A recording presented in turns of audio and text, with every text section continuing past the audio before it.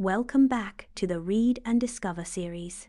This season, we're diving into powerful biblical stories and discovering how they still speak to our everyday lives. Today, we revisit one of the most famous miracles in Scripture, Moses parting the Red Sea. You may know this picture of Moses raising his staff, walls of water on both sides.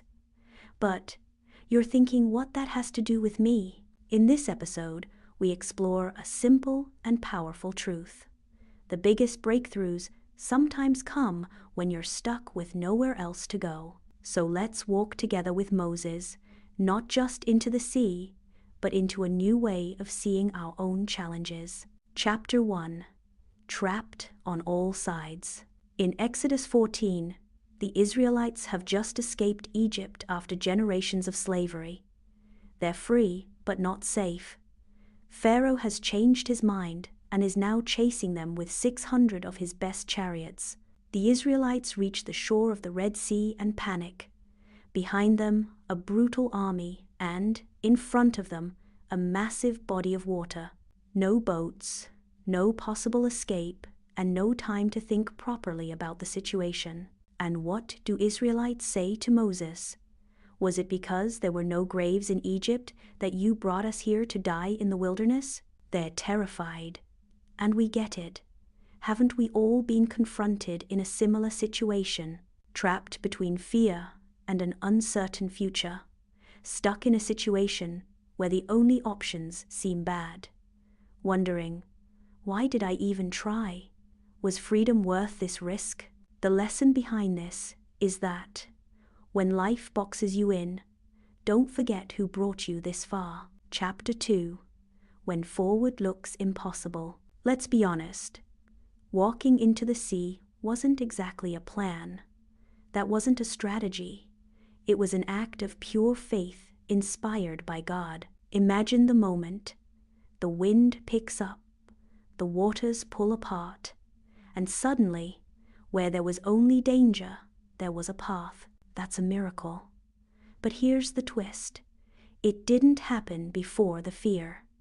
It didn't happen instead of the fear.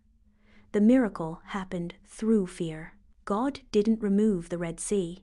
He made a way in the middle of it. That's often how real transformation works. We want the obstacle gone. But sometimes, God teaches us to walk through it, step by step. Before continuing, let's take a short moment to like, comment, and subscribe. It helps grow the channel. Also, tell us in the comments, what challenge are you trusting to turn into a miracle? We'd love to journey with you. Chapter 3. Courage is not the absence of fear. It's easy to romanticize this story. Like faith was easy. Like everyone walked through, smiling. But Israelites weren't robots. These were real people. They didn't know if the walls of water would hold. They didn't know if Pharaoh's army would catch up. They just kept walking. One step, then another, then another. Sometimes that's what faith looks like. Not certainty, but movement. The same water that represented fear became the water that brought freedom. Like what? The thing that terrifies you will sometimes become the testimony that defines you. Chapter 4. Miracle, memory, and moving forward. Once safely on the other side, the Israelites don't just collapse in relief. They sing. They erupt in worship. I will sing to the Lord, for he is highly exalted. The horse and its rider have hurled into the sea. This wasn't just about escaping danger. It was about marking the moment.